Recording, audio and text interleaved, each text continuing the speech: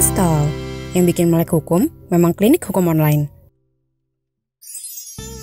Selagi kamu di rumah, perluas wawasan kamu dengan online course Hukum Online. Platform pembelajaran hukum secara daring terbaru dari Hukum Online. Melalui online course, temukan materi pembelajaran dari para pengajar kompeten dengan harga terjangkau mulai dari Rp149.000. Selain itu, materi belajar juga bisa kamu akses selama 1 tahun penuh. Jadi, kamu bisa atur waktu belajarmu kapanpun dan dimanapun. Jadi lebih fleksibel kan? Kunjungi learning.hukumonline.com dan temukan kelas favoritmu sekarang.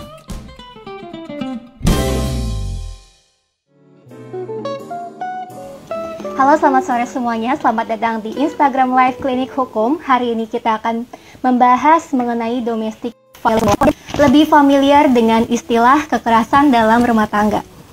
Seperti yang kita ketahui bahwa meningkatnya kasus kekerasan dalam rumah tangga terhadap perempuan merupakan salah satu masalah sosial serius yang menyeruak selama pandemi COVID-19 ini. Survei Komnas Perempuan menunjukkan tak kurang dari 80% responden perempuan pada kelompok berpenghasilan di bawah 5 juta telah menjadi korban KDRT. Masalah ini menghadapi tembok tebal berupa keterbatasan akses terhadap perlindungan hukum. Dalam laporan yang sama, ditunjukkan bahwa hanya kurang dari 10% perempuan yang mengalami KDRT melaporkan kasusnya. Hal ini semakin diperparah dengan adanya penetapan PSBB yang mengakibatkan perempuan korban KDRT semakin kesulitan untuk melaporkan kasusnya ke pihak ketiga. Lewat sesi Instagram Live kali ini, Klinik Hukum bekerja sama dengan Justika.com akan mengulas berbagai permasalahan penegakan hukum dalam kasus KDRT, termasuk membahas bagaimana teknologi dapat meretas hambatan itu. Dan untuk itu, saya tidak akan sendirian. Dari pihak Justika, kita akan menghadirkan Mas Romi Leo Rinaldo. Beliau merupakan mitra advokat pro bono Koneksi, suatu inisiatif Justika.com bekerja sama dengan DSya Foundation untuk memberikan konsultasi hukum secara daring atau online kepada korban KDRT tanpa dipungut biaya apapun. Adapun nanti untuk link dari koneksinya ini dapat teman-teman akses di bit.ly/IG Live Koneksi. Sekali lagi saya ingin sampaikan bahwa kampanye ini merupakan inisiatif dari Justika.com bekerja sama dengan DSya Foundation. Oke, sekarang sudah hadir pembicara kita, Mas Romi. Halo Mas Romi.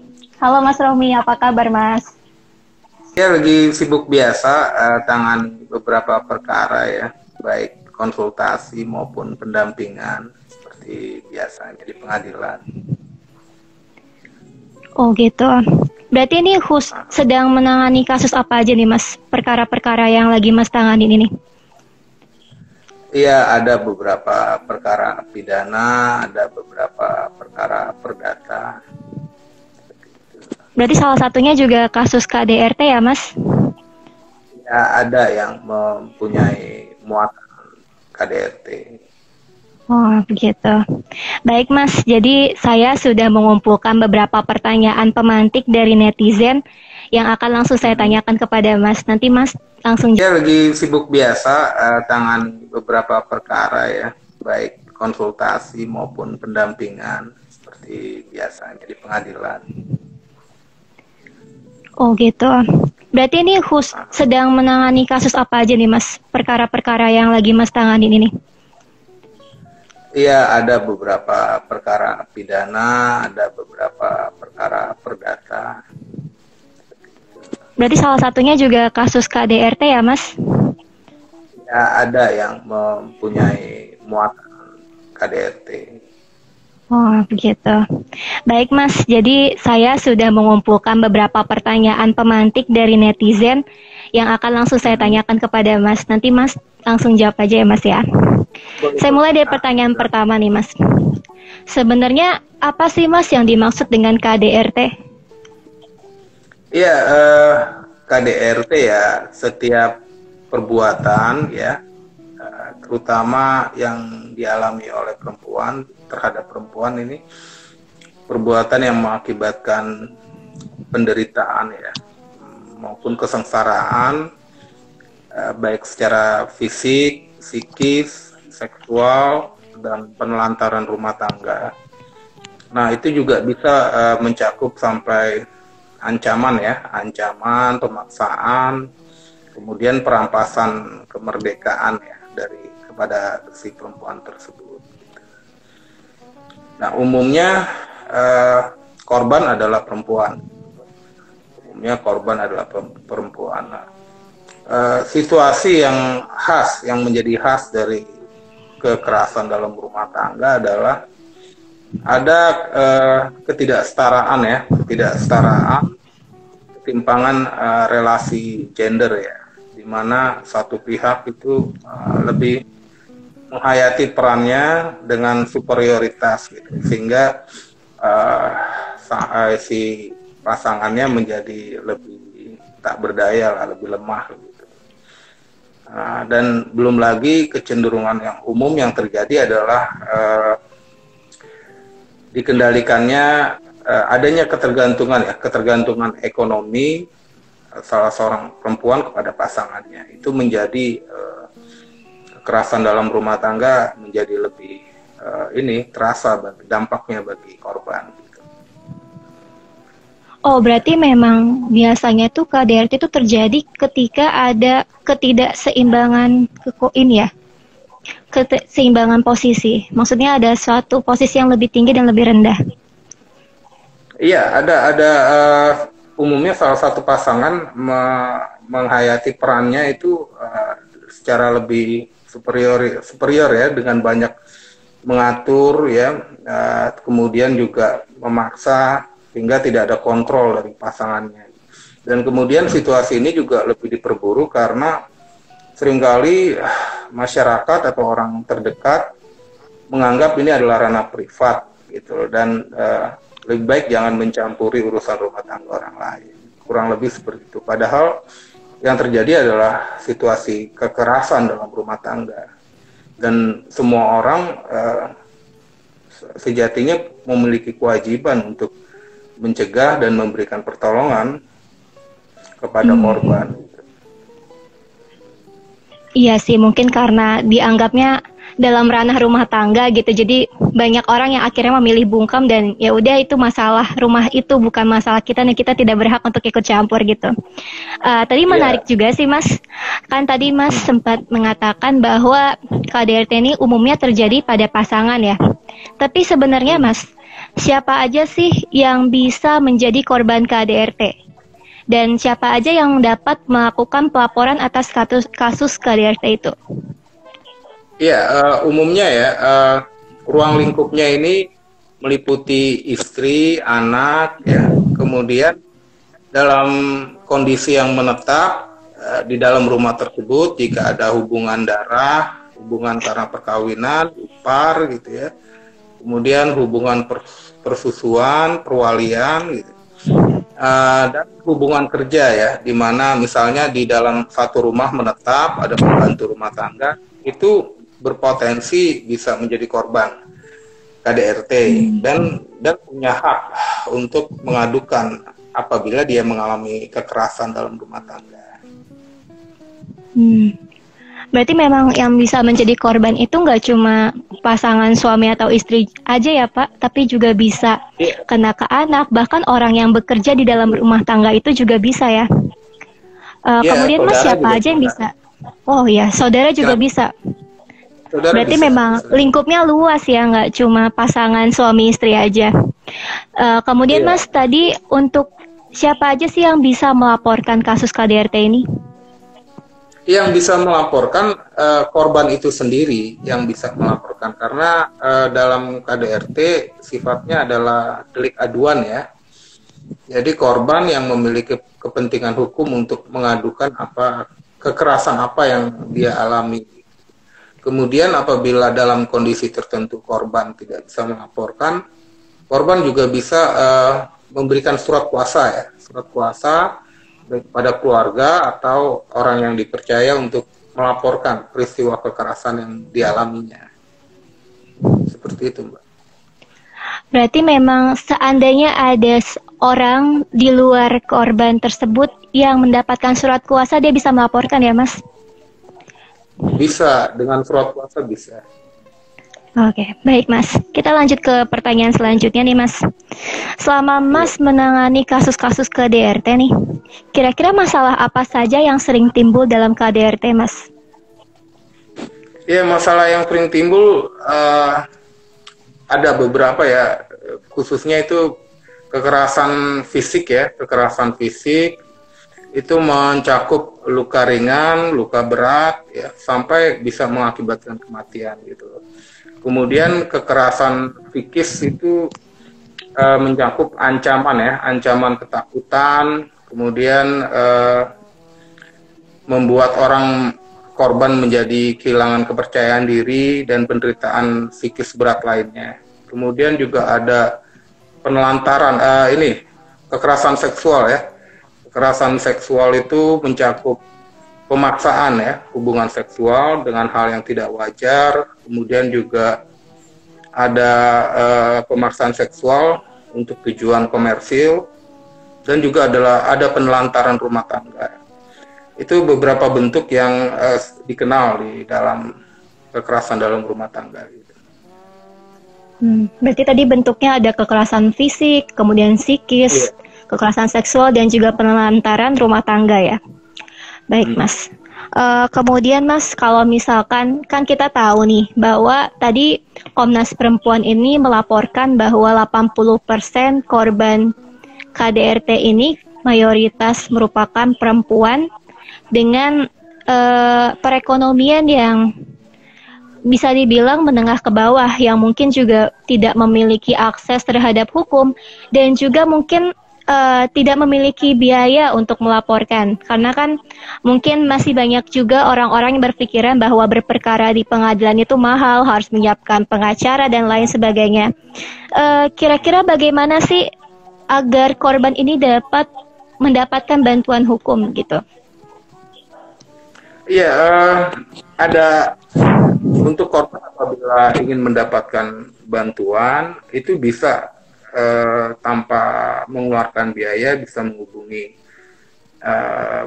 pengacara pro bono ya, baik dari berbagai lembaga bantuan hukum maupun bisa mengakses program koneksi ya yang ada di aplikasi, bisa diakses dan bisa menyampaikan apa yang menjadi atau apa yang pernah dialami sehubungan kaitannya dengan kekerasan dalam rumah tangga.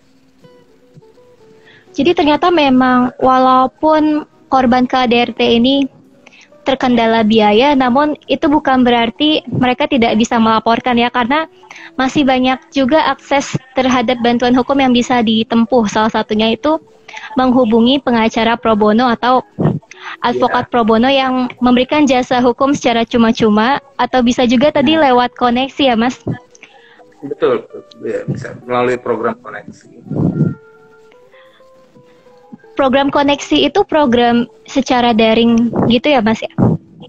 Ya, artinya ada lawyer yang bersedia untuk memberikan layanan bantuan hukum secara cuma-cuma.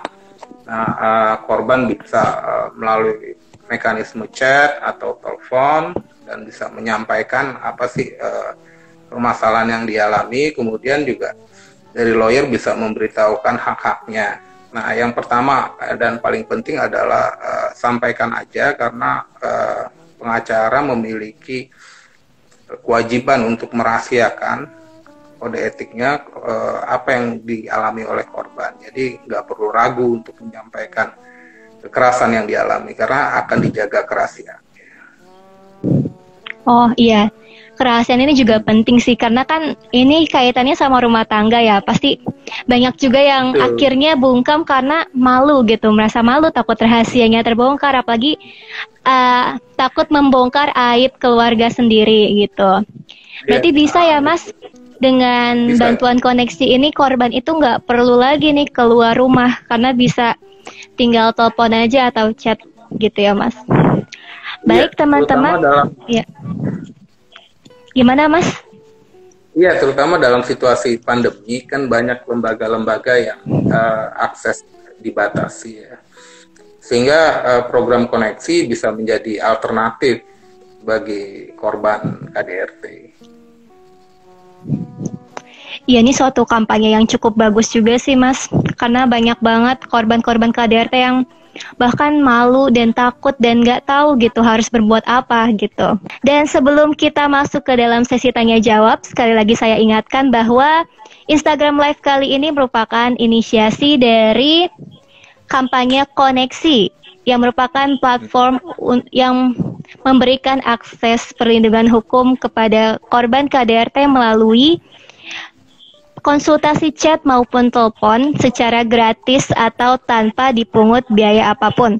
Dan bagi teman-teman yang memiliki kerabat atau tetangga atau kenalan yang sedang mengalami kondisi atau sedang menjadi korban KDRT, bisa banget langsung mengakses link bit.ly/iglivekoneksi. Baik Mas, ini aku sambil bacain pertanyaan dari netizen aja biar kita semakin menghemat waktu nih Mas. Ini ada pertanyaan dari Albia Riza. Apakah ada undang-undang yang mengatur mengenai KDRT? Iya, undang-undang KD pencegahan kekerasan dalam rumah tangga itu diatur dalam Undang-Undang Nomor 23 Tahun 2004. Oh, jadi sebenarnya undang-undang tentang KDRT ini udah ada ya di Undang-Undang Nomor 23 Tahun 2004 tentang penghapusan kekerasan dalam rumah tangga. Dan selanjutnya kita ada pertanyaan lagi nih Mas dari IRDRS Danis. Apakah KDRT aduan itu termasuk delik absolut atau relatif? Sepertinya absolut ya, karena memang tanpa ada korban yang mengadukan itu tidak bisa diproses pengaduannya gitu loh. Berarti memang kalau misalkan korban tidak mengadukan maka tuntutan tersebut tidak dapat diproses gitu ya Mas? Iya, kecuali dalam hal ini korban mengalami sampai kekerasannya mengakibatkan kematian seperti itu. Dari pihak keluarga yang bisa mengadukan atau masyarakat melaporkan itu. Berarti kalau misalkan bisa disimpulkan berarti delik aduan ini tergantung pada jenis kekerasan yang dilakukan dan juga dampaknya ya Mas ya? Iya. Apabila dilakukan oleh pasangan suami istri dan kemudian tidak menimbulkan hambatan dalam melakukan pekerjaan tertentu, maka itu termasuk ke dalam delik aduan ya? Iya, dalam hal ini kembali kepada korban itu sendiri gitu. Sebenarnya kekerasan yang tidak mengakibatkan hambatan dalam pekerjaan pun bisa diadukan gitu. Bisa diadukan kepada itu, tapi itu bergantung pada korban itu sendiri gitu. Berarti semuanya tergantung kepada korbannya. Kalau misalkan korbannya tiba-tiba menarik karena dalam laporan tersebut, karena dalam beberapa hal juga ada kekerasan yang tidak tahu ya, pihak-pihak lain tidak mengetahui, misalnya kekerasan seksual dan yang pembuktiannya pun kadang-kadang sangat sulit tanpa ada aduan dari korban.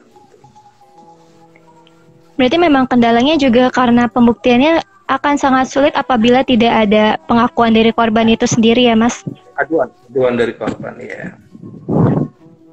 Baik Mas. Selanjutnya Mas, ada juga yang bertanya nih Mas dari Anggisi Manjuntak.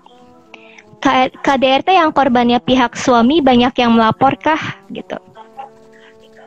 Nah, sejauh ini ya kalau kita lihat, kalau dari undang-undang sendiri itu menitik beratkan korbannya kebanyakan adalah perempuan. kebanyakan adalah perempuan, kemudian juga beberapa laporan dari lembaga-lembaga yang Komnas Perempuan misalnya banyak melaporkan adalah korbannya adalah pihak perempuan. Namun bukan berarti bisa saja ada dari pihak suami yang melaporkan gitu.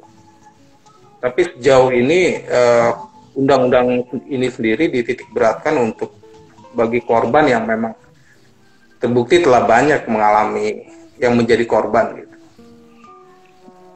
Berarti memang tidak menutup kemungkinan bahwa laki-laki pun bisa menjadi korban dan dapat melaporkan juga gitu ya, Mas? Bisa. Dan dari Divat Nosland. Jadi di sini kan tadi Mas sempat membicarakan tentang penderitaan secara non-fisik nih. Nah, kira-kira kenapa penderitaan secara non-fisik ini bisa dihukum? Terus bagaimana kita bisa mengetahui penderitaan non-fisik?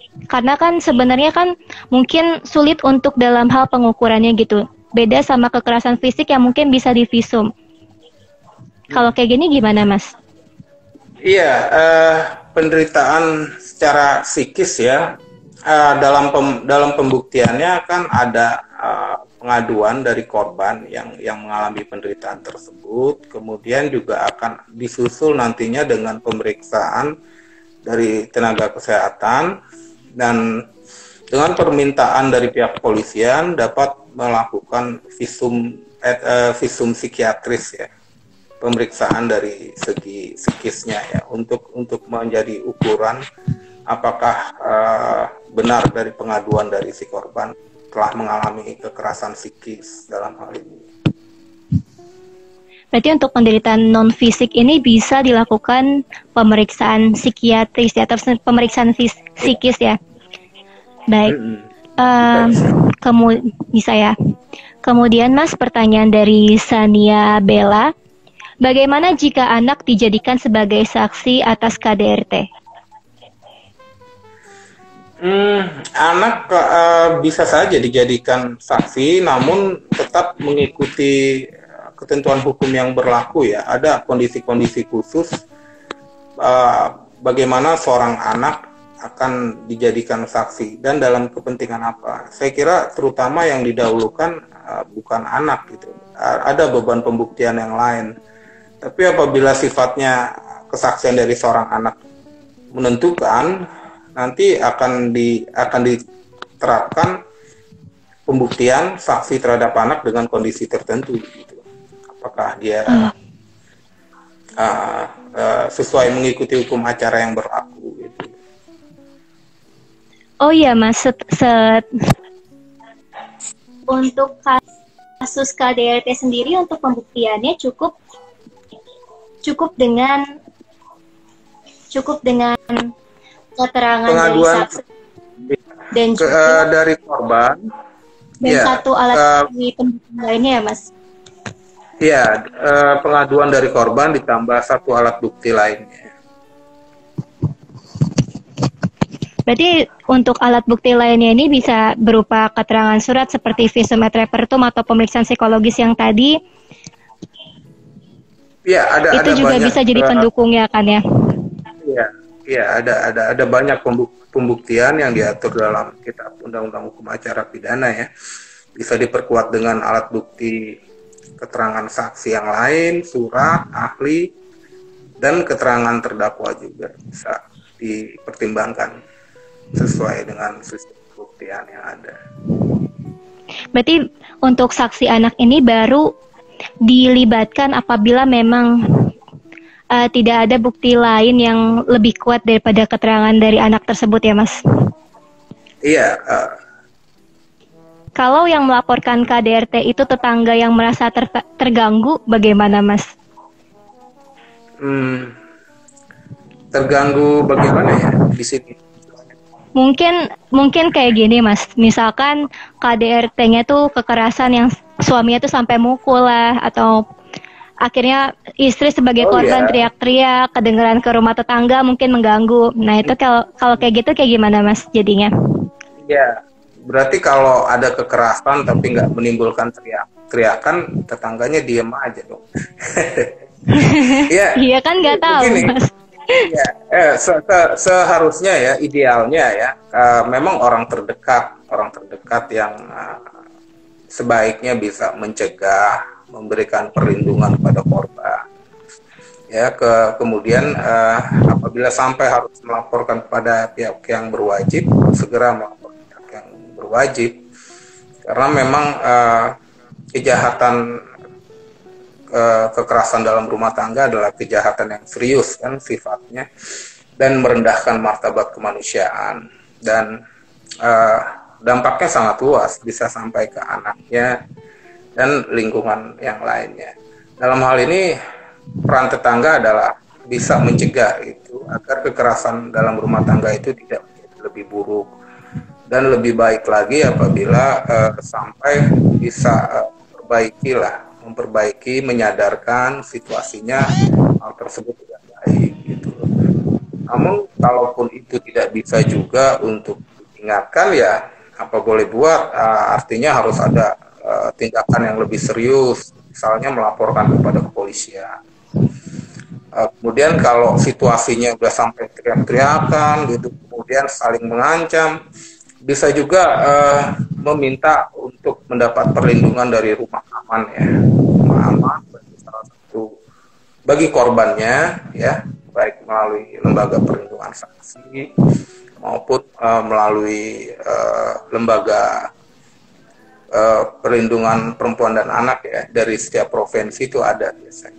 Saya kira itu yang bisa, memang harus ada respon yang baik dari tetangga. Nah, tapi harapannya bukan karena terganggu, tapi memang ada kepedulian bahwa hal itu sangat tidak baik lah gitu ya, ada kepedulian seperti itu. Dan Memang sih ya. Kecenderungan yang terjadi malah tetangga terkadang malah abai dan menganggap itu masalah rumah tangga orang lain. Nah, itu yang membuat korban menjadi lebih terkucil gitu. Terus Mas, terkait dengan KDRT ini sebenarnya ada batas waktu untuk melaporkan KDRT ini atau enggak? Apakah ada daluarsa penuntutannya, Mas? Iya, kalau daluarsa tetap mengikuti kitab Undang-Undang Hukum Pidana ya, KUHP ya. Jadi setiap tindak pidana memang memiliki daluarsa dan itu mengikuti ketentuan hukum yang ada di kitab Undang-Undang Hukum Pidana. Seperti itu, Mbak. Untuk batas waktunya berapa lama, Mas? Karena kan mungkin kan korban takut nih untuk ngelapor, Mas.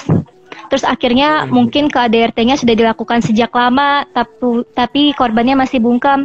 Dan kemudian dia memiliki keinginan untuk melaporkan, padahal kasusnya sudah terjadi lama sekali gitu. Ya. Adakah batas waktunya?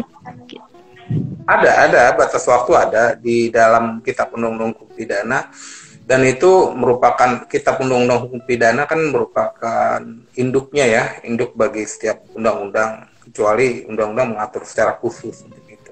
Nah, itu bisa dilihat, juga dilihat dari ancaman hukumannya sih, seperti itu. Dan problemnya juga akan menjadi sangat agak disayangkan kalau memang ada KDRT kemudian lama baru dilaporkan, apalagi lamanya udah melewati setahun lebih, kemudian akan menjadi sulit untuk sisi pembuktian sih, Mbak. Seperti itu. Berarti akan menyulitkan dari segi pembuktian jika memang KDRT itu dilaporkan setelah lama gitu ya. Padahal udah kejadian di beberapa tahun lalu, tapi baru dilaporin gitu ya. Iya, terutama kejahatan itu kan menimbulkan bekas ya, baik fisik maupun psikisnya. Ini akan mempengaruhi dari segi pembuktiannya, baik dari visumnya. Seperti itu. Ada pertanyaan dari Reski Tamela. Apakah kekerasan secara verbal juga termasuk ke dalam KDRT? Iya, kekerasan verbal termasuk ya. Saya kira masuk dalam kategori kekerasan psikis ya. kekerasan psikis itu kan bisa juga merupakan ancaman ya, ancaman membuat ketakutan gitu ya, membuat orang hilang percaya diri, jadi serba salah ya karena mulutnya nyap-nyap terus, begini salah begitu salah ya. Ya itulah bisa termasuk dalam kekerasan psikis verbal.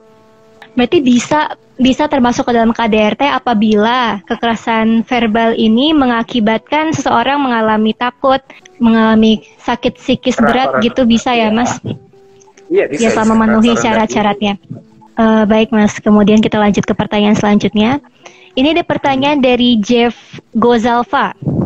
Bagaimana jika korbannya anak di bawah umur atau anak yang belum cakap hukum? Iya, Kan mereka kan jadinya lebih sulit gitu. Ini gak dijelasin sih.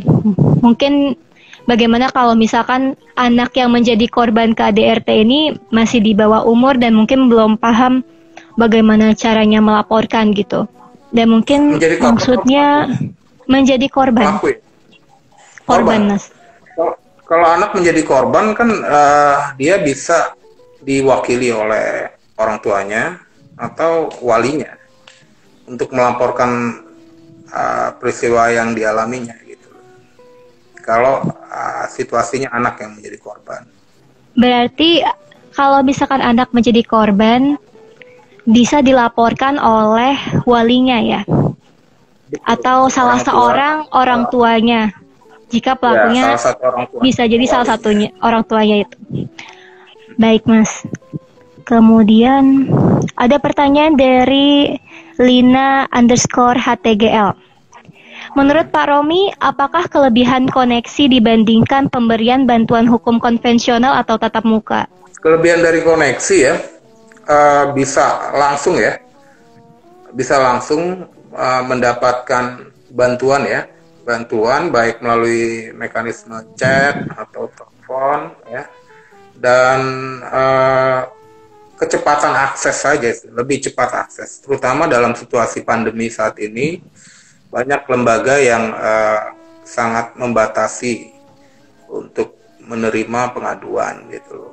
Nah, sementara koneksi bisa memberikan waktunya sampai 24 jam gitu. Dan yang terpenting adalah bisa memberi informasikan ya hak-hak dari korban dengan cepat, dan apabila korban mengalami situasi darurat, korban menjadi lebih tahu apa yang harus segera dilakukan. Seperti itu sih. Jadi mungkin iya. Mungkin kelebihan yang lebih utamanya masalah kecepatan aksesnya sih ya Mas. Karena kan tinggal telepon, tinggal chat gitu. Kalau misalkan konvensional kan mungkin harus janjian dulu, apalagi sekarang lagi PSBB gini kan lebih susah nih buat ketemu orang. Dan lebih beresiko pastinya ya, lebih beresiko. Dengan mekanisme ini, koneksi ini kan resikonya lebih minim ya kalau dilihat dari situasi pandemi saat ini. Benar sih, benar. Bisa mengatasi hambatan kesulitan akses dari korban itu sendiri karena bisa lewat HP. Kemudian nih Mas, ada pertanyaan dari Voice Milk Boba. Apakah penggunaan dari visum psikiatris nantinya sebagai peran penerang adanya tindak pidana tersebut memiliki kadaluarsa? Bagaimana dapat dianggap valid? Ya kalau itu kan nanti dari ini ya, biasanya dari keterangan visum itu sendiri yang akan memberikan penjelasan ya, bagaimana alat bukti tersebut akan mempunyai validitas sampai berapa lama gitu. Kalau mengenai itu nanti kan hakim yang akan mempertimbangkan itu, apakah bisa diterima ya.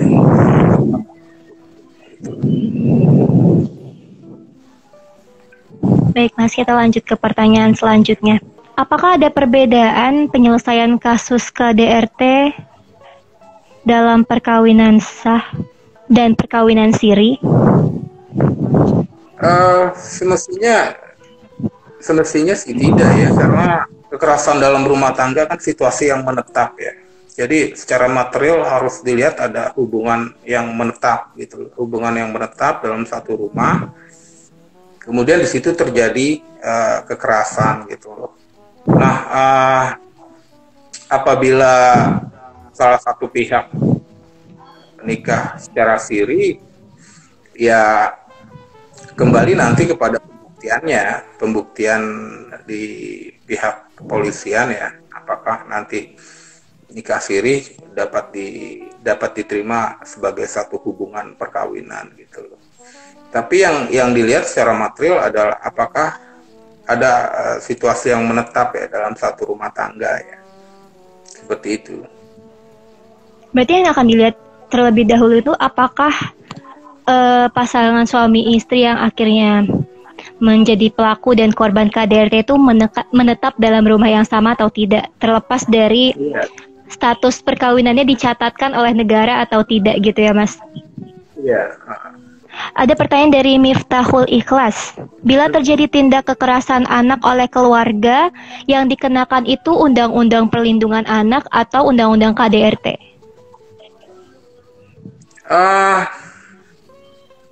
Di pelakunya anak. Korbannya anak. Korban atau pelakunya? Korbannya anak, pelakunya mungkin orang tuanya atau anggota keluarga lainnya di dalam rumah itu. Kalau misalkan anak menjadi korban dari KDRT, kira-kira undang-undang yang akan dijerat kepada pelakunya itu Undang-Undang Perlindungan Anak atau KDRT gitu, Mas? Umumnya sih Undang-Undang Perlindungan Anak ya. Umumnya Undang-Undang Perlindungan Anak. Tapi nanti tergantung dari peran dari jaksa penuntut umum ya. Dia kan bisa menentukan pasal mana yang lebih menentukan ya. Dakwaannya juga sifatnya bisa alternatif, bisa subsidiar gitu loh. Tergantung nanti biasanya yang dipilih ancaman hukum yang lebih tinggi ya, itu yang akan ditentukan. Umumnya lebih perlindungan anak kalau korbannya anak. Anak ini lagi banyak banget loh Mas di kolom komentar. Kalau tadi nanyanya anak kandung, sekarang kita nanya kalau misalkan anak angkat yang menjadi korban KDRT. Kalau misalkan anak angkat, apakah bisa dijerat undang-undang KDRT juga, Mas? Karena bisa, kan dia bukan anak kandung gitu. Bisa ya, Mas? Bisa. Itu termasuk dalam ruang lingkup ya. Jadi kan hubungan keluarga itu karena darah, karena perkawinan, persusuan, kemudian perwalian ya. Seperti itu. Anak angkat bisa termasuk dapat dijerat dengan undang-undang KDRT. Berarti memang sebenarnya lingkup dari KDRT ini tidak hanya untuk hubungan darah saja ya, tapi juga orang-orang yang memang menetap di dalam rumah, satu rumah secara bersama gitu ya. Izin bertanya, apakah anak di bawah umur dapat dianggap menjadi saksi dan disumpah?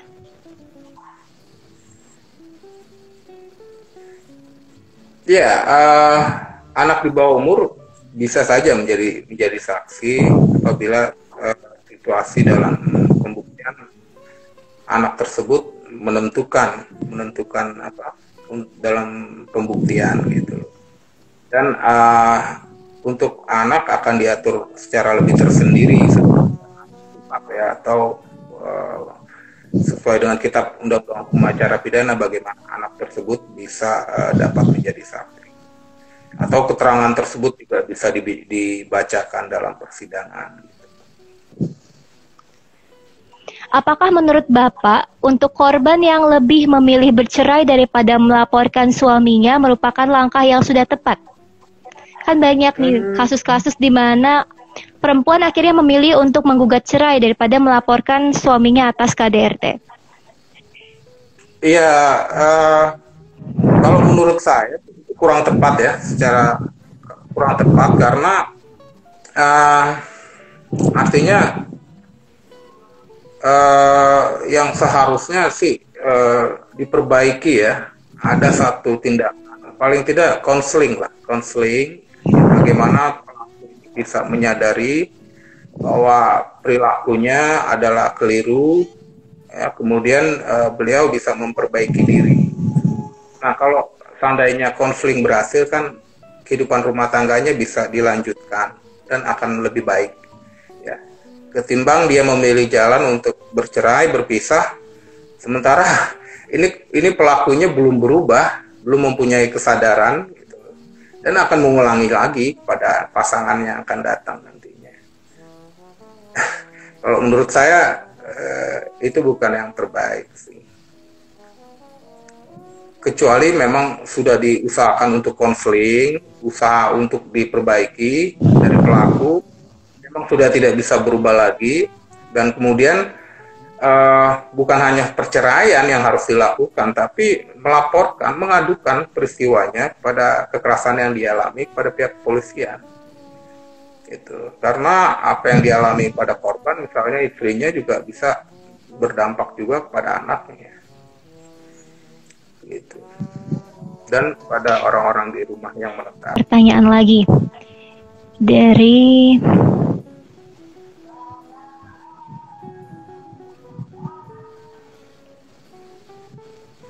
bagaimana kalau seandainya istri menolak berhubungan seksual dengan suaminya, kemudian suaminya akhirnya marah dan akhirnya menumpahkan kekerasan, apakah itu termasuk KDRT?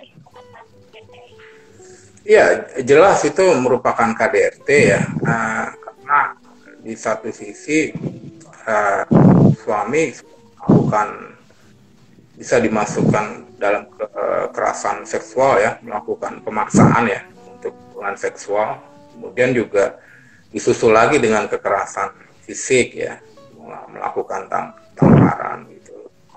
Nah, ya jelas itu termasuk dalam kategori perbuatan kekerasan dalam rumah tangga.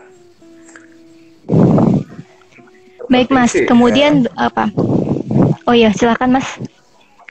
Iya, yang terpenting harus dilihat lagi apa alasan istri tidak mau melakukan hubungan seksual. Baik Mas, kemudian untuk korban KDRT, apakah ada lembaga yang khusus untuk melakukan rehabilitasi untuk para korban?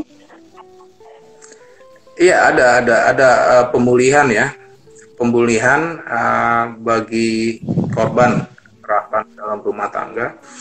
Ya, dalam hal ini bisa memang ada kerjasama ya, bukan hanya advokat ya, tapi juga ada pekerja sosial, kemudian tenaga medis apabila, kemudian juga ada lembaga perlindungan saksi gitu ya, dan bantuan bimbingan rohani ini merupakan hak-hak ya, hak-hak bagi korban KDRT untuk mendapatkan pelayanan secara terpadu gitu. Berarti memang banyak juga tempat-tempat khusus untuk merehabilitasi korban ya Mas.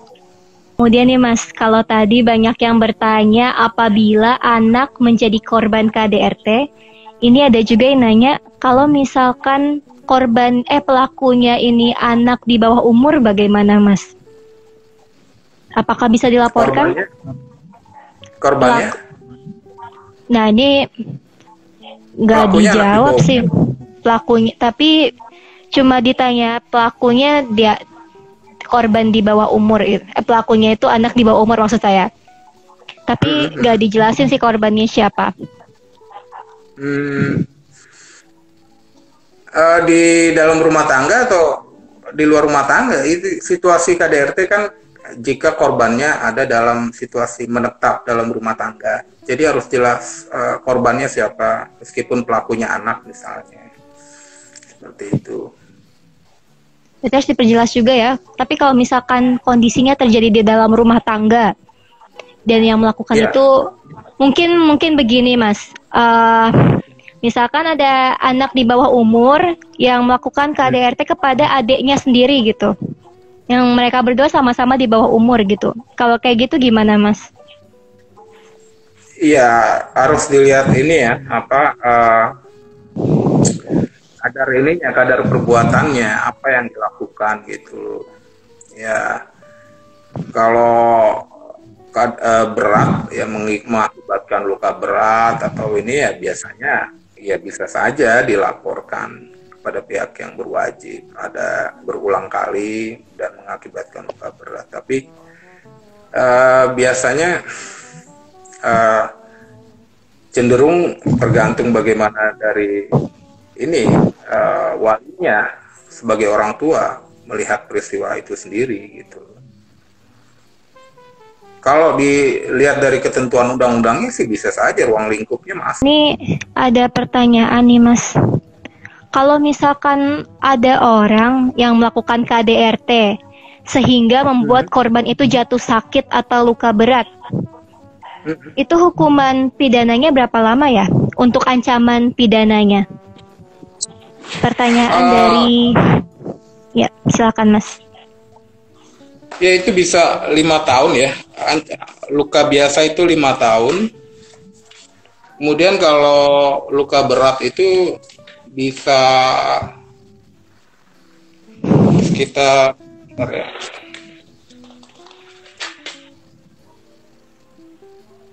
10 tahun ya. Paling lama 10 tahun. Berarti ancaman pidana paling lama 10 tahun gitu ya Mas. Tapi nanti akan dibuktikan lagi dari unsur-unsur dan juga perbuatan yang dilakukan oleh pelaku itu sejauh mana dampaknya. Ya, itu ancaman pidana. Kemudian Mas, ini ada yang bertanya, kalau misalkan ART ini apabila dia menjadi korban kekerasan dalam rumah tangga, apakah pelaku dapat dikenakan undang-undang KDRT atau undang-undang ketenaga kerjaan, Mas? Iya, kalau dia ART, dia menetap dalam rumah tangga tersebut, dia bisa dimasukkan dalam undang-undang KDRT. Kalau dia menetap, tinggal di rumah tersebut. Berarti kalau ART ini menetap di dalam rumah tersebut, kemudian dia menjadi korban KDRT, maka dia untuk pelakunya dapat dijerat dengan undang-undang KDRT. Seperti itu ya, Mas? Iya. Bagaimana kalau suami selingkuh dan melakukan KDRT, tapi tidak mau diceraikan? Apakah ada perlindungan bagi istri? Pertanyaan dari Natisha_Scarf. Kira-kira gimana, Mas? Iya, suaminya selingkuh. Kemudian dan melakukan KDRT. Iya, terus pertanyaannya apa?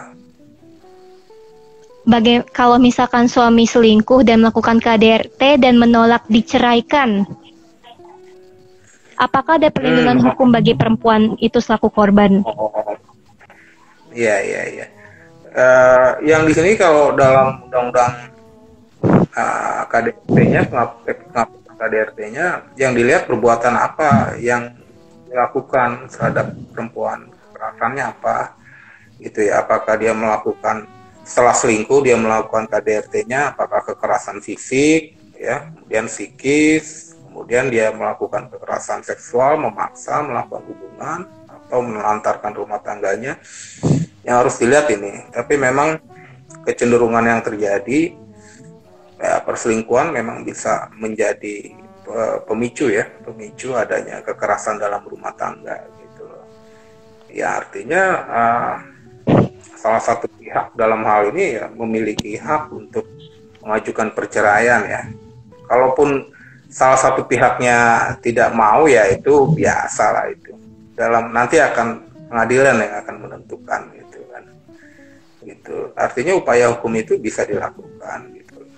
Berarti upaya hukumnya tetap bisa dilakukan ya? Tanpa meminta kesediaan, tanpa meminta kesediaan yang pasangannya untuk mau bercerai juga, karena memang dalam situasi perceraian seringkali begitu. Baik, karena sudah jam 5 dan udah gak kerasa banget, ternyata udah sejam kita ngobrol, Mas. Banyak banget nih informasi terkait dengan KDRT yang kita dapat, teman-teman. Bahwa ya sebenarnya KDRT ini lingkupnya bukan hanya pasangan suami istri aja, tapi juga bisa melingkupi anak, kemudian kerabat yang tinggal menetap, atau juga pembantu rumah tangga yang tinggal menetap. Kemudian terakhir, makasih banyak Mas Romi untuk jawabannya dan kesediaannya untuk hadir ya Mas ya, dan sudah menjawab pertanyaan dari kita semua. Kemudian mungkin untuk yang terakhir sebelum saya menutup sesi dalam Instagram Live hari ini, saya ingin menjelaskan kembali kepada followers Klinik Hukum Online dan juga Justika.com bahwa apabila teman-teman menemukan ada tetangga, kerabat, atau teman terdekat yang sedang mengalami KDRT dan membutuhkan bantuan, teman-teman bisa langsung ke bit.ly/IG Live Koneksi. Dan di sana korban KDRT dapat langsung menghubungi advokat pro bono dan meminta konsultasi hukum, baik melalui chat maupun telepon. Untuk linknya sendiri sudah ada disematkan di atas tautan, teman-teman bisa langsung catat aja dan langsung klik linknya. Mungkin itu aja dari saya dan terima kasih banyak. Kepada Mas Romi sekali lagi dan terima kasih banyak untuk followers Klinik Hukum yang sudah bergabung dalam sesi Instagram hari ini. Saya akhiri sesi Instagram live kali ini. Terima kasih dan jangan lupa untuk sekali lagi saya ingatkan karena ini kewajiban kita semua bagi teman-teman yang mengetahui dan juga kita memiliki kewajiban untuk melindungi korban. Teman-teman bisa juga menyebarkan bit.ly Instagram IG Live Koneksi ini ke korban-korban yang membutuhkan. Baik, saya akhiri. Terima kasih. Selamat sore semuanya. Dengarkan obrolan seru lainnya di playlist Instalo hanya di YouTube channel Klinik Hukum Online.